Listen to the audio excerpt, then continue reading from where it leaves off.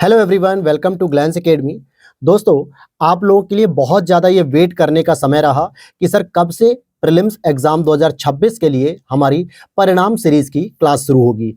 परिणाम सीरीज की मैं बात करूं दोस्तों, तो ये इतनी डिमांडिंग सीरीज रही है, इतने डिमांडिंग ये नोट्स रहे हैं जो 2023 में, 2024 में, इवन कि 2025 में भी बच्चों के लिए बहुत हेल्पफुल ये सीरीज रही है।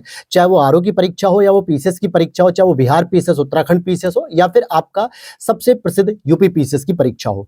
हजारों बच्चों के यहाँ पे हम लोगों के पास मैसेजेस आ चुके हैं पिछले 2 सालों में कि सर ये सीरीज इतनी बेस्ट रही कि उन लोगों के प्रीलिम्स एग्जाम्स में या फिर अदर वनडे एग्जाम्स में भी कहीं ना कहीं हेल्पफुल रही है। परिणाम जो सीरीज है ये आपके UP PCS, Bihar PCS, MP PCS, Rajasthan PCS, इन सभी के लिए जो है कि यूजफुल है और 2026 और 2027 दोनों एग्जाम यानी प्रीलिम्स के एग्जाम्स के लिए इंपॉर्टेंट है। तो आज हम इसी सीरीज की क्लास को शुरू कर रहे हैं जो पूरी तरीके से घटना चक्र पूर्वालोकन की जो बुक होती है 2025 एडिशन को हमने पूरा कंप्लीटली अपडेट किया है और नए पैटर्न पे। जब इसका पहला वर्जन आया था 2023 वाले में, तो वहां पर कुछ चीजें मिसिंग थी या कुछ चीजों का जो है कि प्रेजेंटेशन उतना अच्छा नहीं था, जो आप लोगों का फीडबैक मिला, उन सभी चीजों को ध्यान में रखते हुए ये नए तरीके से नोट्स पूरे तैयार किए गए हैं और इनके ही हम लोग आज क्लास को शुरू करने वाले हैं। अच्छा, दूसरी बात आपको मैं ये ऑलरेडी डिस्कस कर चुका हूं। यूट्यूब पर प्लेटफॉर्म पर आप जाओगे तो प्लेलिस्ट में आप जाओगे, 2026 की रणनीति जो स्ट्रेटेजी वीडियो होती है, वहां पर मैंने घटना चक्र नोट्स के बारे में डिटेल से बताया कि किस तरीके से हम इसको प्रेजेंट कर रहे हैं, किस तरीके से आपके लिए यूजफुल है। तो यहां बताने से बेहतर है कि आप वहां पर जरूर देख लीजिए। हाँ, इन नोट्स को अगर आप परचेस करना चाहते हैं तो आप हमारा ये व्हाट्सएप टीम का नंबर दिया हुआ है 8527594636, वहीं पर आप हमारी टीम से कांटेक्ट कर सकते हैं। अगर मैं बात करूं तो हमारी निशु मैम है और ये मैं हूं शरद सर, और इसके बाद जो हमारे अदर टीम मेंबर्स हैं 2 लोग, उनमें से एक लोग व्हाट्सएप को चलाते हैं पूरी तरीके से, वो सारा पीडीएफ वगैरह वहीं पे देते हैं, तो वहां पर आप इंफॉर्मेशन ले सकते हैं। बाकी ये टेलीग्राम पेज है जिसे आप ज्वाइन कर सकते हैं। और अगर आप मेंस के नोट्स को भी इच्छित है कि भाई हमें मेंस के भी नोट्स चाहिए, तो लक्ष्य भेद short notes, GS paper 1 2 3 4 and UP special paper 5 और 6, सभी नोट्स आपको हैंड रिटन फॉर्म में ही मिलेंगे। तो चलिए शुरू करते हैं आज की इस क्लास को। ध्यान दीजिएगा, ये सारे नोट्स हमारे पेड होते हैं दोस्तों, कुछ ना कुछ इसका अमाउंट होता है क्योंकि सारे हैंड रिटन होते हैं और यूनिक क्वालिटी के साथ आपको दिए जाते हैं। चलिए पहला टॉपिक आपका शुरू करते हैं हम लोग, भारत का संवैधानिक विकास। हम लोगों ने सबसे पहले आज इंडियन पॉलिटी को शुरू किया है। किसको शुरू कर रहे हैं हम लोग? आज इंडियन पॉलिटी को हम लोग शुरू कर रहे हैं। इसके बाद हम लोग ज्योग्राफी और हिस्ट्री में से कोई भी एक सब्जेक्ट हम लोग शुरू करेंगे। तो पहला ही चैप्टर आपका है भारत का संवैधानिक विकास। अब इस चैप्टर में बहुत सारे एक्ट होते हैं, जैसे 1833 का हो गया, 1813 का हो गया, फिर 1909 का हो गया, 1919, 1935, ऐसे बहुत सारे प्रोविजंस हैं जहां से ऐसे कुछ प्रावधान थे जिन्होंने हमारे संविधान को निर्माण करने के लिए कुछ एक यात्राएं तय की, एक रास्ता तय किया। तो यहां से एग्जामिनर अक्सर प्रश्न पूछता है।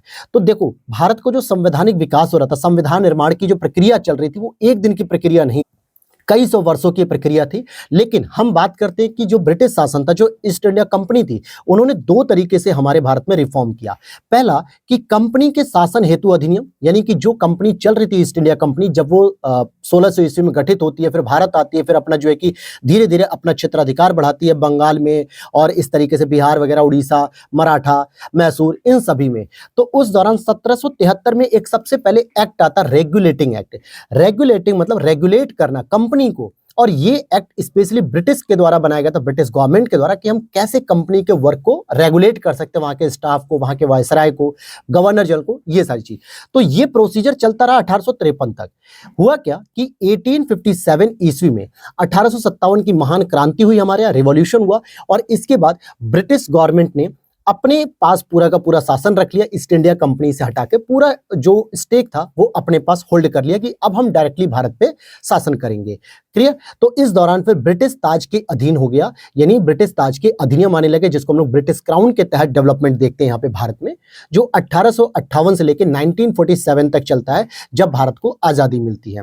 बात यहाँ पे क्लियर हो गई? अगर कोई डाउट होगा तो प्लीज आप लोग कॉमेंट कर लीजिएगा ताकि मैं वहां पे रिप्लाई कर सकूं, और अगर आप कुछ और तरीका अपना सजेस्ट करना चाहते हैं तो वो भी आप कॉमेंट कर सकते हैं। अब पहला ही पॉइंट अगर हम देखें तो भैया डायरेक्ट आपको देखो फैक्ट भी याद रखने होते हैं। घटना चक्र शॉर्ट नोट्स की सबसे बड़ी खासियत है कि यहाँ पे हम हर एक फैक्ट को डिटेल के साथ यहाँ पे मेंशन करते हैं ताकि एक ही जगह पे पॉइंट सारे कवर हो जाएं। जैसे कलकत्ता सर्वोच्च न्यायालय की स्थापना 1774 ईस्वी में हुई थी। अब एक प्रश्न ये बनता है कि 1773 रेगुलेटिंग एक्ट के द्वारा क्योंकि इस नोट्स की क्लास में हम लोग ये भी डिस्कस करते हुए चलेंगे कि किस तरीके से प्रश्न प्रेजेंट होते हैं। तो एक प्रश्न बन जाएगा भैया, कौन से एक्ट के माध्यम से भारत में सर्वोच्च न्यायालय की स्थापना हुई, या भारत में सबसे पहली सर्वोच्च न्यायालय की स्थापना कब हुई, कहां पे हुई, तो कलकत्ता में हुई और 1774 ईस्वी में हुई है। एक्ट था उस समय 1773 का रेगुलेटिंग एक्ट, ठीक है। इसमें जो मुख्य न्यायाधीश थे, चीफ जस्टिस थे, वो एलिजा इम्पे थे, लेकिन इनके साथ साथ 3 अदर न्यायाधीश भी थे, जुडिशियर थे, जिनके नाम पूछा जाता है, चैम्बर्स हो गए, हाइड हो गए, स्टीफन हो गए। तो ये 3 लोग और भी इनके साथ थे। अब कभी कभी क्या होता है, आपको लिस्टिंग आती है मिलान करने के लिए।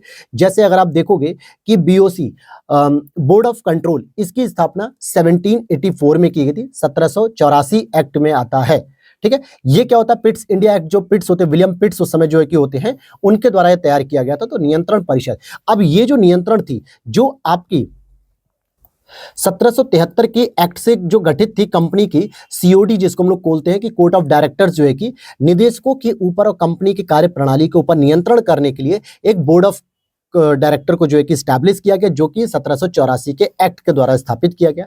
फिर एक और मिलान होता है कि भैया इंग्लिश मिशनरियों को भारत में कार्य करने की अनुमति। तो ये जो इंग्लिश मिशनरी थे, असल में ये ईसाई धर्म का प्रचार प्रसार कर रहे थे, अंग्रेजी शिक्षा का जो है कि प्रचार प्रसार करना चाहते थे। तो इनको भारत में 1813 के चार्टर अधिनियम के द्वारा भारत में प्रवेश दिया गया कि आप भारत में आइए और भारत के लोगों को अंग्रेजी भाषा में शिक्षित करिए। और वो शिक्षा का जो पर्पस था, वो उनका बेनिफिट था, यानी औपनिवेशिक जो मजबूती थी, शासन को और मजबूत करना। वो कहते ना कि स्टेटमेंट आपने सुना होगा कि त्वचा से, रंग रूप से आप भारतीय हो, लेकिन मानसिक रूप से, सोच से, शिक्षा से आप अंग्रेज बन जाओ, यानी काम आप अंग्रेजों के लिए करोगे। तो इसमें बहुत बड़ी भूमिका इंग्लिश मिशनरियों की भी रही है। और यही मिशनरी आगे चल के शिक्षा के मीडियम की बात करते हैं कि हम जो भारत में शिक्षा देने की बात कर रहे हैं, वो इंग्लिश मीडियम होगी या हिंदी मीडियम होगी, जिसपे अंतिम मुहर जो है कि आपके लॉर्ड मैकाले 1845 में मैकाले मिनट के द्वारा लगा देते हैं, जो विलियम बेंटिक का कार्यकाल था। तो उसको हम आगे डिस्कस कर लेंगे। इसी तरीके से गवर्नर जनरल की परिषद में कानूनी सदस्य की नियुक्ति करने की बात करते हैं, ये वही है जो लॉर्ड मैकाले गठित होते हैं। तो 1833 का जो अधिनियम आता है चार्टर, और उस समय आपका विलियम बेंटिक जो है कि कौन थे, गवर्नर जनरल थे भारत के, विलियम बेंटिक, ठीक है। तो इनकी जो परिषद थी, गवर्नर जनरल की जो काउंसिल थी, उसमें एक लॉ मेंबर को भी इंक्लूड किया गया कि अगर कोई विधि बना रहे हो, कोई कानून बना रहे हो, तो इनकी भी सलाह ली जानी चाहिए। और ये कोई और नहीं थे, ये वही मैकाले थे, लॉर्ड मैकाले, जिन्होंने फिर 1835 में क्या किया, 1835 में मैकाले मिनट दिया, जिसको हम लोग मैकाले स्मरण भी कह देते हैं। क्लियर है, ये सारी चीजें समझ में आ गई।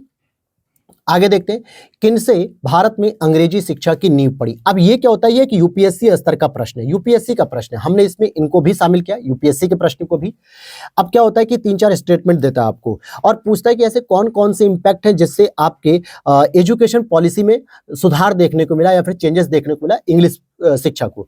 देखिए 1813 चार्टर अधिनियम से प्रतिवर्ष 1 लाख रुपए खर्च करने का प्रावधान रखा गया था कि भारतीय शिक्षा को प्रमोट किया जाएगा, भारतीय साहित्यों, भारतीय जो है कि खगोल शास्त्र, उनका अध्ययन किया जाएगा। तो एक तो ये चीज थी, और इसको भी लेकर डिस्प्यूट हो रहा था आंग्ल बनाम प्राच्य को, कि हम इंग्लिश मीडियम की बात कर रहे हैं या हिंदी मीडियम की बात कर रहे हैं। दूसरी, प्राच्यविद और आंग्लविद का जो डिस्प्यूट हुआ था, जिसमें अंग्रेजों के ही 2-3 ग्रुप बन गए थे अलग अलग, कि भाई कुछ अंग्रेज चाहते थे कि हम अंग्रेजी भाषा में शिक्षा दें, अंग्रेजी चीजों को पढ़ाएं, और कुछ लोग चाहते थे कि हम हिंदी भाषा में शिक्षा दें, भारतीय कल्चर को पढ़ाएं। वहीं general committee of public instruction 1823, बहुत सारे बच्चों को इसका नाम नहीं याद होता है। इसका नाम इसलिए नहीं याद होता है क्योंकि जनरल ये किसी किताब में ज्यादातर नहीं दिया होता है, लेकिन यूपीएससी है, खंगाल के लेके आती, खोजबीन करके लाती है, तो वो ऐसे स्टेटमेंट को रखती है। तो इसको याद कर लो, general committee of public instruction 1823। और बेंटिक द्वारा, यानी विलियम बेंटिक के द्वारा जो 1835 में लॉर्ड मैकाले का जो मिनट आया था, यानी लॉर्ड मैकाले के द्वारा जो लाया गया था प्रस्ताव कि अंग्रेजी उच्च शिक्षा का माध्यम होगा। इन्होंने कहा कि जो हायर एजुकेशन आप इंडिया में देना चाहते हैं, उसमें क्या करो कि इंग्लिश मीडियम के माध्यम से दो, क्योंकि ये मान रहे थे कि भारत में बहुत ज्यादा एजुकेटेड टीचर नहीं है कि हम हायर एजुकेशन में उनको पढ़ा सकेंगे। इसीलिए इन्होंने कहा कि हम इंग्लिश मीडियम में अगर शिक्षा देते हैं तो हम ब्रिटिश गवर्नमेंट के द्वारा कह के ब्रिटिश से, यानी अंग्रेजों को वहां से बुला सकते हैं टीचर्स को, और यहाँ पे हम शिक्षा प्रोवाइड करा सकते हैं। तो ये भी एक इनकी राजनीति का ही पार्ट था। तो यहां तक बात समझ में आ गई। चलिए आगे पॉइंट को अगर हम देखते हैं, चार्टर एक्ट 1813 के द्वारा कंपनी के अधिकार में लिए गए भारतीय राज्य क्षेत्रों पर ब्रिटिश राज्य की संप्रभुता स्थापित की गई।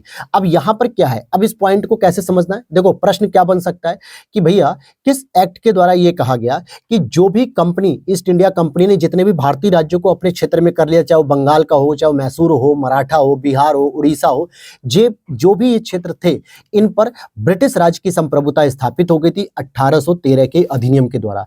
तो केवल ये कंपनी के अधिग्रहित क्षेत्र नहीं थे, बल्कि ब्रिटिश राज की जो ब्रिटिश क्राउन था उनकी भी संप्रभुता स्थापित हो रही थी 1813 में। तो इस चार्टर एक्ट का ये प्रावधान था, डायरेक्ट पूछता है।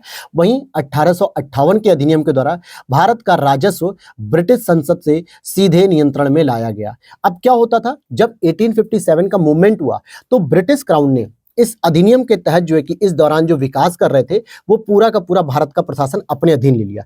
तो इन्होंने कहा कि क्यों ना हम जो भारतीयों को जो सैलरी दे रहे हैं, यानी कि जो भारत में जो अधिकारी काम कर रहे हैं, अंग्रेज अधिकारी जो काम कर रहे हैं, उनकी सैलरी, उनके वेतन भत्ते, तमाम चीजों को, हम राजस्व को जो खर्च करेंगे वो ब्रिटिश संसद से सीधे नियंत्रण में ले लिया गया कि अब भारत का जो भी राजस्व खर्च होगा उसे ब्रिटिश संसद ही तय करेगी कि किन क्षेत्रों में कहां कहां हम डेवलपमेंट के तौर पर खर्च कर सकते हैं। तो आगे देखते हैं हम लोग।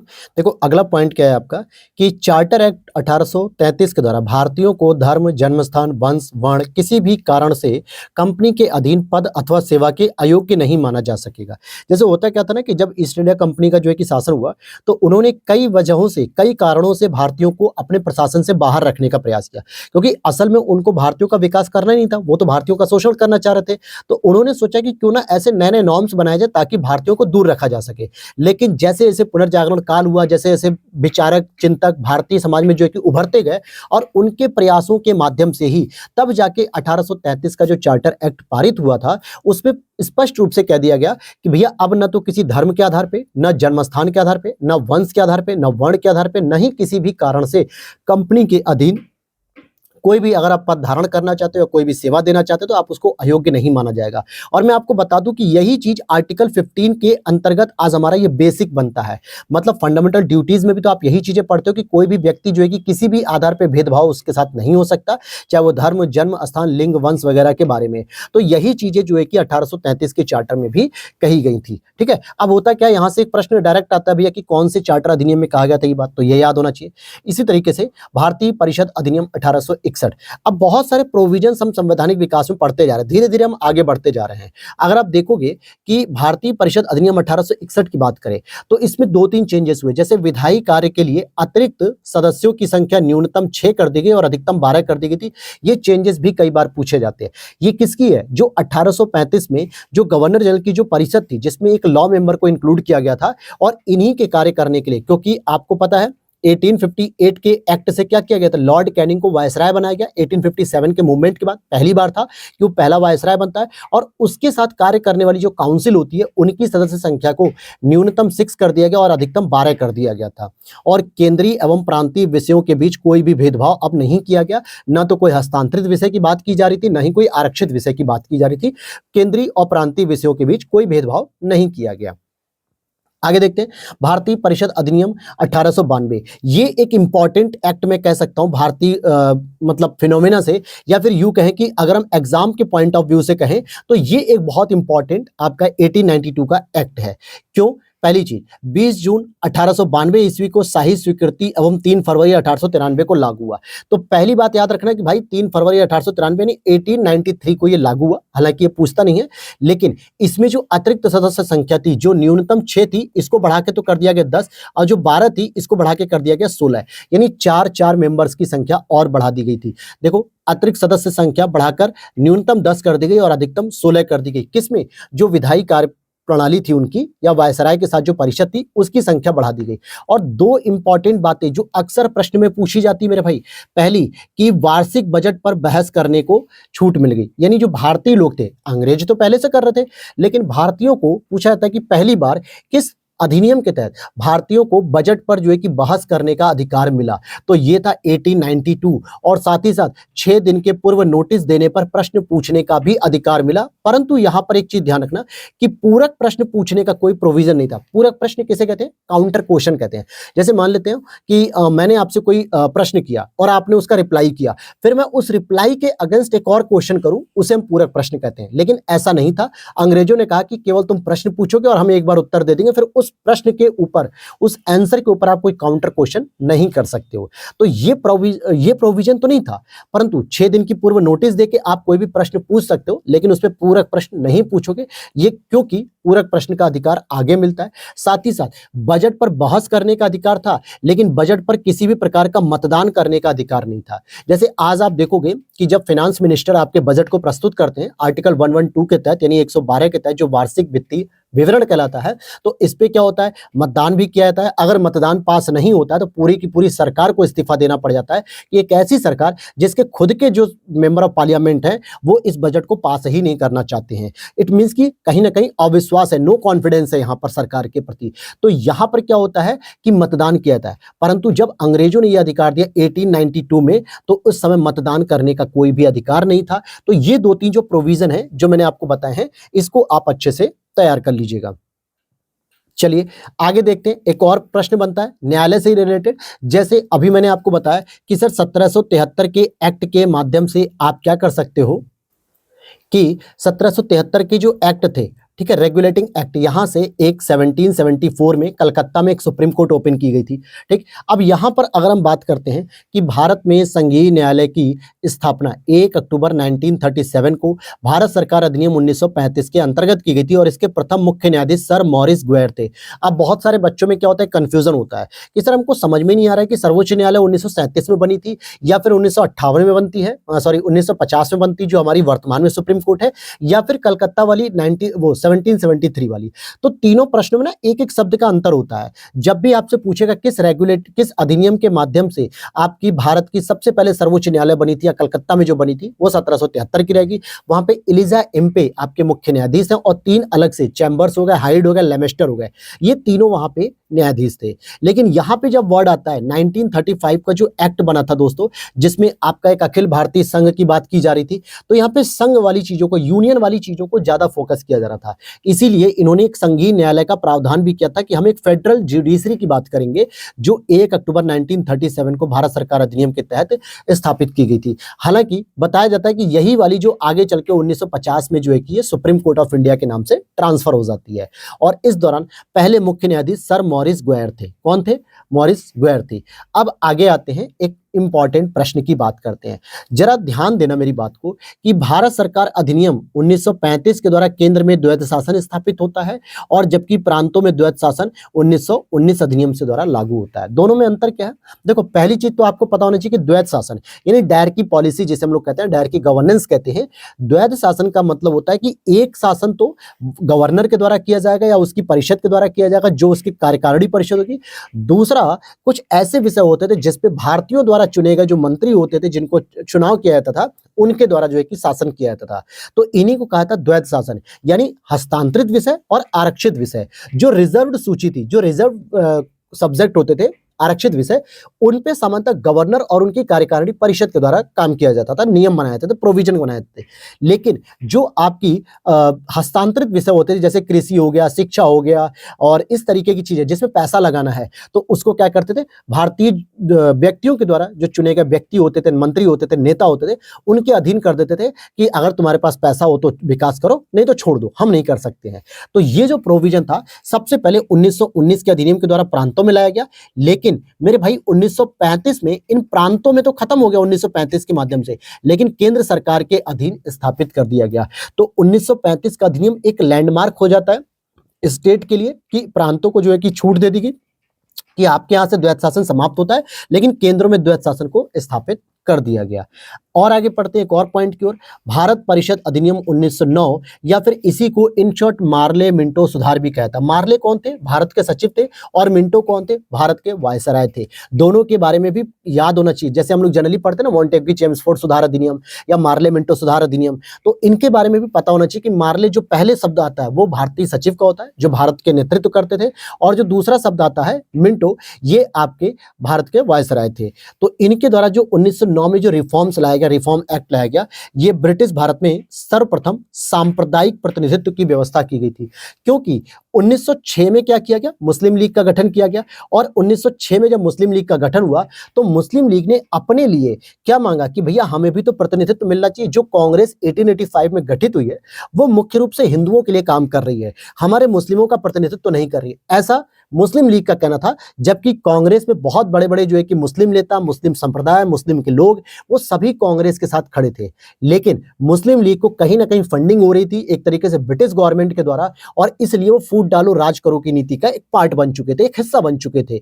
और इस वजह से इन्होंने जब एक मंत्रिमंडल जो है कि मिला मुसलमानों के लिए कि अलग हमें प्रतिनिधित्व चाहिए, तो तुरंत ये लोग तो बैठे हुए थे इस ताक में कि कोई तो हमारे पास आए कि हम कोई एक मौका चूके ना कि हम किस तरीके से हिंदुओं और मुसलमानों में विभाजनकारी नीति को अपना सकते हैं। तो तुरंत इन्होंने सर्वप्रथम सांप्रदायिक प्रतिनिधित्व की व्यवस्था की। सांप्रदायिक का मतलब हो गया कि संप्रदाय के आधार पर मतदान करना, अर्थात मुसलमान केवल मुस्लिम कैंडिडेट को वोट कर सकता है, किसी भी हिंदू कैंडिडेट को वोट नहीं कर सकता है। साथ ही साथ जो मुस्लिम टेरिटरीज होगी, जहां पे मुस्लिम बहुल क्षेत्र होगा, वहां पे केवल मुसलमान कैंडिडेट ही खड़ा होगा, और जो हिंदू बहुल क्षेत्र होगा वहां पे केवल हिंदू खड़ा होगा। तो ये एक विभाजनकारी नीति हुई, और एक तरीके से ये हुआ कि भाई मेरा नेता हिंदू है क्योंकि मैं हिंदू, मेरा नेता मुसलमान है क्योंकि मैं मुसलमान हूं, और ये एक बहुत बड़ी जो है कि खाई बनती चलेगी, जिसका परिणाम 1947 में हमें भारत पाकिस्तान जैसे दो अलग देशों का जन्म देखने को मिला। हालांकि भारत तो पहले से था, यानी एक बच्चा पैदा हो गया पाकिस्तान के नाम से भारत की तरफ से, और जिसके अंतर्गत मुसलमानों के लिए एक पृथक निर्वाचक मंडल का प्रावधान भी किया गया। फिर इसी के साथ भारत शासन अधिनियम 1919। एक बात याद रखना मेरे भाई कि हम ये जो चीजें पढ़ रहे हैं ना, ये अभी हम मेजर रूप से क्या पढ़ रहे हैं, हम पॉलिटी के कॉन्सेप्ट के हिसाब से पढ़ रहे हैं, पॉलिटी के पर्सपेक्टिव से पढ़ रहे हैं। लेकिन जब हम इन चीजों को हिस्ट्री में पढ़ेंगे तो हिस्ट्री में और भी डिटेल से इन चीजों को कवर करेंगे। जैसे पृथक सांप्रदायिक निर्वाचन व्यवस्था को सिखों, यूरोपियों और भारतीय ईसाइयों और एंग्लो इंडियन के लिए विस्तारित कर दिया गया। अब बात ध्यान रखना कि अगर आपसे कहता है कि 1909 के एक्ट के तहत किसको लाया गया, तो मुसलमानों को लाया गया, और 1919 के तहत 1919 के अधिनियम के तहत कितने लोगों पर इसको विस्तार किया गया, तो देखो सिखों को किया गया, यूरोपियों को, भारतीय ईसाइयों को और एंग्लो इंडियन को। अभी इसमें SC, ST, फीमेल यानी विमेन, इनको इंक्लूड नहीं किया गया है, ये 1935 के अधिनियम के तहत इंक्लूड होंगी। केंद्र और प्रांतों के मध्य शक्तियों का बंटवारा संघीय एवं प्रांतीय विषयों में किया गया। जैसे आज हम लोग पढ़ते हैं 7 शेड्यूल में कि एक होता है संघ सूची का विषय, एक होता है राज्य सूची का विषय, एक होता है समवर्ती सूची का विषय, और एक होता है अवशिष्ट शक्तियों का प्रावधान। तो ये जो हम डिवीजन पढ़ते हैं स्पेशली 7 शेड्यूल में, तो ठीक उसी प्रकार से 1919 के अधिनियम के माध्यम से एक केंद्र सरकार और प्रांतों के तहत शक्तियों का बंटवारा कर दिया गया कि आप इन विषयों पे कानून बना सकते हो, आप इन विषयों पर कानून बना सकते हो। क्लियर हो गया? अब यहां पर एक चीज और ध्यान रखनी है कि द्वैध शासन का जो बात मैं कह रहा था आपसे, वो और डिफाइन कहता हूं। जैसे एक आरक्षित विषय हो गया, एक हस्तांतरित विषय हो गया। अब जरा यहां पर देख लो कि आरक्षित विषय क्या होते थे, जो गवर्नर के अधीन होते थे। किसके अधीन? जिसके ऊपर गवर्नर या उसकी जो परिषद होती थी, जो कार्यकारिणी होती थी, वही इस पे कानून बना सकती थी, वही इस पे नियम बना सकती थी। और सामान्यतः परिषद में यानी जो गवर्नर थे, उन्होंने अपने जो आरक्षित विषय थे वो ऐसे विषयों को चुनाव करके रखा था जिससे ब्रिटिश की पकड़ मजबूत रहे, ब्रिटिश को पैसा भी मिलता रहे, पुलिस प्रशासन भी मजबूत रहे, और न्याय प्रणाली भी उनके पक्ष में होनी चाहिए। जबकि हस्तांतरित विषय जो भारतीयों के द्वारा चुने गए मंत्रियों को दे दी गई थी, जिसमें अतिरिक्त वित्त खर्च हो रहा था, अतिरिक्त पैसा खर्च हो रहा था, ताकि वो लोग अपने घर जमीन बेच के चाहे कल्याण करें, या फिर उसमें कोई बहुत ज्यादा पावर नहीं दी जा रही थी। जैसे न्याय प्रशासन, अब न्याय प्रणाली पूरी तरीके से इन्होंने अपने कब्जे में कर रखी थी कि भैया हम ही न्याय प्रणाली चलाएंगे, नहीं तो कोई नहीं चलाएगा। भू राजस्व यानी कि टैक्स का कलेक्शन भी हम करेंगे, वित्त और पुलिस, इन पूरी व्यवस्थाओं को हम देखेंगे, और सिंचाई की व्यवस्थाओं को भी हम देखेंगे। अब क्या होगा, बहुत सारे बच्चे यहाँ पे क्या करेंगे, सिंचाई को सोचेंगे कि सर हम इसको ग्रामीण स्तर पे था तो हम इसको मंत्रियों के अधीन रख देंगे या फिर हस्तांतरित में। तो ये गलती नहीं करनी है, क्योंकि सिंचाई के माध्यम से ही उनको पता था कि जब कृषि की उपज बढ़ेगी तो हमारा टैक्स भी बढ़ेगा। तो सिंचाई कितनी और कहां करनी है ये अंग्रेज डिसाइड कर रहे थे। जबकि अगर मैं शिक्षा की बात करूं, कृषि की बात करूं, स्वास्थ्य की बात करूं, स्थानीय शासन की बात करूं, तो ये मंत्रियों के अधीन थे। ये वो मंत्री थे जिनका चुनाव भारतीय जनता के द्वारा किया जाता था। और जब इनका विकास नहीं होता था तो भारतीय जनता सामान्यतः अपने मंत्रियों से ही प्रश्न पूछती थी कि तुम क्यों शिक्षा का विकास नहीं कर रहे हो, तुम क्यों कृषि का विकास नहीं कर रहे हो, तुम स्वास्थ्य का विकास क्यों नहीं कर रहे हो। तो वो लोग क्या कहते थे कि भैया हमारे पास बजट नहीं है। तो जनता को क्या लगता था कि तुम बजट तो घोटाले में खा जा रहे हो एक तरीके से। तो कहीं ना कहीं जो सीधा जो विलन बन रहे थे, जो सीधे जो विलन बन रहे थे, वो स्थानीय स्तर के नेता बन रहे थे और अंग्रेज बैठ के गवर्नर परिषद के तहत मलाई खा रहे थे बढ़िया से। ठीक है। और एक हम बात करेंगे द्विसदनीय विधायिका। ये भाई बहुत अच्छा प्रश्न है। इवन कि इसमें पहले कंफ्यूजन मुझे भी रहता था आज से 3-4 साल पहले, लेकिन 3-4 साल क्या, 4 साल से ऊपर ही हो गया। लेकिन फिर मैंने जब इसको डिटेल से पढ़ा, अच्छे से पढ़ा, तो चीजों को समझ में आया। कुछ बच्चों के दिमाग में डाउट होता है कि सर हम द्वैध शासन पढ़ रहे थे और हमने द्विसदनीय विधायिका पढ़ी। प्रश्न आ जाता है कि केंद्र में द्विसदनीय व्यवस्था की या द्विसदनीय व्यवस्था कब लागू हुई। तो बहुत सारे बच्चे तुरंत एक्ट लगाएंगे 1935। क्यों? क्योंकि उनको द्विसदनीय और द्वैध शासन दोनों में अंतर ही नहीं समझ में आता है। जबकि भाई द्विसदन का मतलब होता है 2 सदन होना। जैसे इस समय लोकसभा और राज्यसभा, ये 2 सदन वर्तमान में काम कर रहे हैं। ठीक उसी प्रकार से एक राज्य परिषद थी जो ऊपरी सदन कहलाता था, मतलब जिसमें वरिष्ठ लोग होते थे, जिसमें सभी राज्यों के प्रतिनिधि शामिल होते थे। एक केंद्रीय विधानसभा होता था जिसमें जो है कि जनता के द्वारा चुने गए नेता या फिर गवर्नर वगैरह शामिल होते थे। तो इन दोनों स्तर पे जो सदन का गठन किया गया वो 1919 अधिनियम से किया गया केंद्र में। तो जब भी प्रश्न पूछे कि भैया केंद्र में द्विसदनीय विधायिका, तो 1935 नहीं लगाना है, 1919 लगाना है। और अगर पूछे केंद्र में द्वैध शासन, तो आपको 1935 का अधिनियम लगाना है, क्योंकि 1935 अधिनियम से प्रांतों में जो है कि समाप्त कर दिया गया और सेंटर में लागू कर दी गई थी द्वैध शासन व्यवस्था। चलो आगे देखते हैं। तो देखो, जो राज्य परिषद थी ऊपरी सदन, इसकी अवधि जो रखी गई थी 5 साल की थी। ये 5 साल तक कार्यकाल करेगी और इसकी जो सदस्य संख्या थी 60 थी, जिसमें कि 33 तो जनता के द्वारा निर्वाचित होंगे और 27 मनोनीत किए जाएंगे। अब जैसे अगर आप वर्तमान में राज्यसभा से इसका कंपैरिजन कर लो कि राज्यसभा का भी क्या कार्यकाल है, भाई 5 वर्ष है कि 6 वर्ष है, जरा कॉमेंट करके बताना। बहुत बच्चे इसमें कंफ्यूज होते हैं। और सदस्य संख्या कितनी मेरे भाई, 243 है, जिसमें कि 12 लोगों को कौन मनोनीत करता है, राष्ट्रपति करता है। बाकी विधायकों के द्वारा यानी कि स्टेट असेंबली के द्वारा चुने जाते हैं। तो ये एक पैटर्न हो गया।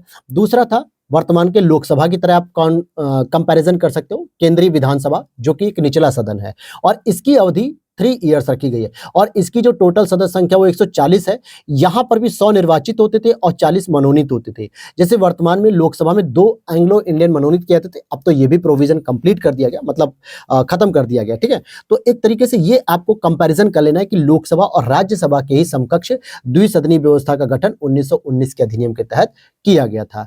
और आगे बात करते हैं। भारत सरकार अधिनियम 1919 के द्वारा सीमित महिलाओं को मताधिकार प्रदान किया गया। ये चीज ध्यान रखना कि अगर आपसे पूछा जाए कि भैया भारत में महिलाओं को मताधिकार कब दिया गया, तो 1919 के अधिनियम से। और सीमित क्यों लिख रहा हूं मैं, क्योंकि इन्होंने कुछ कंडीशंस लगाई थी, कुछ टर्म्स लगा दी थी, शर्तें लगा दी थी कि इन्हीं शर्तों को पूरा करने वाली महिलाओं को जो है कि मताधिकार प्राप्त होगा। सामान्य भाषा में कहें कि बहुत हाई लेवल की क्वालिफाइड होनी चाहिए, एजुकेटेड होनी चाहिए, प्लस उनके पास एक निश्चित मात्रा में प्रॉपर्टी होनी चाहिए, स्टेक होल्डर होनी चाहिए स्टेट गवर्नमेंट में, तब जाके हम उन्हें महिलाओं को मताधिकार देंगे। और इस वजह से भारतीयों की हजारों करोड़, मतलब 70% से ऊपर महिलाओं को मताधिकार मिल ही नहीं पाया। ठीक। अब आगे बात करते हैं। देखो 1935 के एक्ट के द्वारा विधानमंडल में महिलाओं को, दलितों को, श्रमिकों के लिए एक स्थान आरक्षित कर दिए गए थे। ध्यान देना कि आपने पूना सार्वजनिक समझौता पढ़ा, मतलब पूना समझौता पढ़ा था, याद होगा 1932 का पूना समझौता जो गांधी जी और अंबेडकर जी के बीच में हुआ था। याद है कि नहीं याद है, बताइए। 1934 में, सॉरी। ठीक है। तो उसमें दलितों के लिए एक पृथक निर्वाचन पद्धति को लागू करने वाले थे अंग्रेज। रैमजे मैकडोनाल्ड ने जो कम्युनल अवार्ड लेके आए थे सांप्रदायिक पंचायत, जिसके अगेंस्ट में गांधी जी ने यरवदा जेल में जो है कि अनशन किया। फिर अंबेडकर ने तो समर्थन भी किया था अंग्रेजों का, लेकिन फिर गांधी जी के दबाव के कारण जो है कि अंग्रेजों ने पीछे हटे और अंबेडकर से जो है कि उनका समझौता हुआ कि ठीक है, हम दलितों के लिए पृथक निर्वाचन नहीं करेंगे कि केवल दलितों को दलित ही चुने, ये जरूरी नहीं है। इससे और डिवीजन होता जा रहा है भारत का, क्योंकि ऑलरेडी 1909 से मुस्लिमों के लिए किया जा चुका था, 1919 में में सिखों के लिए, यूरोपियों के लिए, भारतीय ईसाइयों के लिए, एंग्लो इंडियन के लिए किया जा चुका था। अब और आगे मत बांटो भारत को, ऐसा गांधी जी का मानना था। तो उन्होंने कहा अंबेडकर से कि हम आपको केंद्रीय और स्टेट दोनों स्तर पे हम रिजर्वेशन देते हैं कुछ परसेंट, कि ताकि इनके लिए सीटों का आरक्षण किया जाए। ठीक वही प्रोविजन 1935 एक्ट से महिलाओं, दलितों और श्रमिकों के लिए रिजर्वेशन कर दिया गया स्थान का। हालांकि इस समय महिलाओं के लिए जो है कि 106 संवैधानिक संशोधन के द्वारा क्या किया गया कि 33% आरक्षण रिजर्व करने का प्रोविजन ला दिया गया है। या फिर पंचायत में अगर आप देखोगे 243D के तहत 1/3 रिजर्वेशन कर दिया गया है। तो ठीक इसी तरीके से 1935 के प्रोविजंस में किया गया था। केंद्रीय विधानसभा का जो निर्वाचन होता है भारत शासन अधिनियम 1919 के तहत 2 बार होता है, 1926 में और 1945 में। अब यहाँ पर केंद्रीय विधानसभा का मतलब एज लाइक लोकसभा का जैसे निर्वाचन होता है, तो हम जो है कि इलेक्शन कमीशन जो लोकसभा कराता है जनप्रतिनिधि अधिनियम के अधिनियम 1950-51 के तहत, तो ठीक उसी प्रकार से केंद्रीय विधानसभा का भी निर्वाचन भारत शासन अधिनियम के तहत किया गया। और ये केंद्रीय विधानसभा मेरे भाई वही है जो 1919 में जो है कि गठित हुई थी। एक आपकी राज्य परिषद थी और एक आपकी केंद्रीय विधान परिषद, आप देख सकते हो। इसी का इलेक्शन करना था और ये इलेक्शन पहली बार 1926 में हुआ, दूसरा 1945 में किया गया। दूसरा एक प्रश्न बनता है, कॉमनली जो प्रश्न बनता है वो एक ये प्रश्न बनता है कि भैया ब्रिटिश भारत में गवर्नर जनरल को अध्यादेश जारी करने की शक्ति 1861 के भारत परिषद अधिनियम से प्राप्त हुई, जबकि राष्ट्रपति को जो अध्यादेश पारित करने की जो शक्ति प्राप्त हुई है, जिसे हम आर्टिकल 123 के तहत आज पढ़ते हैं, ये भारत सरकार अधिनियम 1935 के तहत है। तो दोनों चीजें अलग अलग हैं। देखो जब ब्रिटिश भारत में जो गवर्नर जनरल थे उनको जो अध्यादेश प्राप्त हुआ जारी करने का, वो 1861 के अधिनियम के तहत हुआ था और वो अपने निर्णयों को रद्द भी कर सकते थे, अपनी कार्यकारिणी के निर्णयों को भी रद्द कर सकते थे। लेकिन जो भारत के राष्ट्रपति आज आर्टिकल 123 का प्रयोग करते हैं, वो जो अध्यादेश की पावर थी वो 1935 के एक्ट से आती है। तो ये दोनों चीजें आपको ध्यान रखनी है। एक और बात है कि संवैधानिक निरंकुशता का सिद्धांत है, ये किस एक्ट को कहा गया था? ये 1935 के एक्ट से प्रवृत्त हुआ है। मतलब कि एक तरीके से संवैधानिक प्रोविजन तो दिए गए हैं, सुधार तो किए जा रहे हैं, परंतु उसमें कहीं ना कहीं निरंकुशता को जो है कि झलकाया जा रहा है कि भाई निरंकुश होकर जो है कि सारा काम किया जा रहा है। केंद्र और राज्यों के मध्य शक्तियों का विभाजन 1935 के अधिनियम से किया गया। अब ध्यान देना, फिर से मैं आपको रिपीट कराता हूं, ये प्रश्न आपका गलत हो सकता है। यहां पे क्या लिखा है, देखो केंद्र और प्रांतों के मध्य भी शक्तियों का बंटवारा संघीय एवं प्रांतीय विषयों में किया गया 1919 में, यानी 1919 के प्रावधान के तहत यहाँ पे शक्तियों का बंटवारा किया गया, नॉट विषयों का, ठीक है, जो कि संघीय और प्रांतीय विषयों में किया गया। लेकिन यहाँ जो आप पढ़ रहे हो, ये केंद्र और राज्यों के मध्य शक्तियों का जो विभाजन हुआ, सेपरेशन ऑफ पावर 1935 से, एक संघीय सूची, एक राज्य सूची और एक संवर्ती सूची का विभाजन। इसके साथ ही अवशिष्ट शक्तियां गवर्नर जनरल को दे दी गई, जो वर्तमान में भारत सरकार के पास होती है, पार्लियामेंट के पास होती है, ये कह सकते हो। तो इस समय की जो हम पावर यूज कर रहे हैं, मतलब कि सेंटर लिस्ट हो गई, स्टेट लिस्ट हो गई एंड कॉन्करेंट लिस्ट हो गई, ये आपके 1935 के एक्ट से प्रवृत्त होती है। और 1935 अधिनियम के द्वारा बर्मा को 1937 में भारत से अलग किया गया। ये बर्मा कुछ और नहीं बल्कि म्यांमार को ही कहा जाता है, ये उसका पुराना नाम है। तो बर्मा यहाँ पे म्यांमार को कहा जाता है। 1937 के एक्ट से इसको अलग कर लिया गया। इस अधिनियम के द्वारा 120 सदस्यों वाले चैम्बर ऑफ प्रिंसेस की व्यवस्था की गई थी। 1919 के अधिनियम के द्वारा चैम्बर ऑफ प्रिंसेस, यानी कि जो राजा है उनका जो चैम्बर बनेगा पूरा का मतलब, वो उनकी बात की जा रही है। अच्छा, 1935 के अधिनियम के द्वारा क्या क्या प्रोविजन जोड़े गए, ये जरा जान लेते हैं कि इसमें ब्रिटिश भारतीय प्रांतों और देसी रियासतों को मिलाकर एक अखिल भारतीय परिसंघ यानी फेडरेशन की स्थापना का प्रावधान किया गया था। जो 1935 का जो प्रोविजंस लाया गया था, इसमें यह था कि भैया एक अखिल भारतीय हम संघ की व्यवस्था कर रहे हैं, एक अखिल भारतीय स्तर पे, यानी पूरे भारत को एक साथ जोड़ने का। लेकिन उसमें शर्तें ये थी कि देसी रियासतें भी जो है कि इसमें शामिल होंगी। परंतु जब देसी रियासतों ने इसको इग्नोर कर दिया, इसको मना कर दिया, तो ये वास्तविक रूप में, व्यवहारिक रूप से अखिल भारतीय परिसंघ या फेडरेशन हमारे साथ नहीं हो पाए, मतलब व्यवहार में नहीं आया, तो असफल हो गया। रक्षा, विदेश और आदिवासी संबंधी मामले गवर्नर जनरल के अधीन रखे गए, क्योंकि इससे ब्रिटिश शक्तियां कमजोर ना हो, इसलिए रक्षा और विदेश तो स्पेशली थे, तो ये गवर्नर जनरल के पास थे।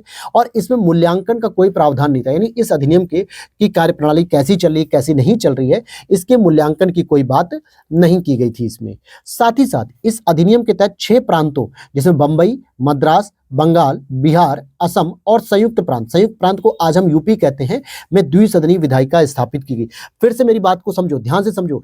1919 के अधिनियम से सर हमने केंद्र में क्या किया, द्विसदनीय विधायिका स्थापित की, एक राज्य परिषद कहलाती है और एक केंद्रीय विधानसभा कहलाई। जिस केंद्रीय विधानसभा के 1919 अधिनियम के तहत 1926 में और 1945 में 2 इलेक्शन कराए गए। ये सारा प्रोविजन हम केंद्रीय विधानसभा के अंतर्गत पढ़ रहे हैं, केंद्रीय मंत्रिपरिषद के अंतर्गत। लेकिन अभी जो हम पढ़ रहे हैं कि 1935 एक्ट के माध्यम से 6 प्रांतों में, इलेक्शन वाली बात नहीं कर रहा हूं, 6 प्रांतों में, बंबई, मद्रास, बंगाल, बिहार, असम, संयुक्त प्रांत यानी यूपी में द्विसदनीय व्यवस्था स्थापित की गई। द्विसदनीय यानी यहां पर भी एक राज्य विधान परिषद हो जाएगी और एक राज्य परिषद हो जाएगी, जिसको आज हम लोग विधानसभा और विधान परिषद के नाम से जानते हैं। तो अगर आपसे पूछे कि भैया स्टेट के अंतर्गत जो द्विसदनीय विधायिका स्थापित की जा रही थी वो 1935 के तहत 6 राज्यों में शुरू की गई। अगर केंद्र की बात की जाए तो आपको आंसर करना है 1919 का अधिनियम। क्लियर हो गई बात?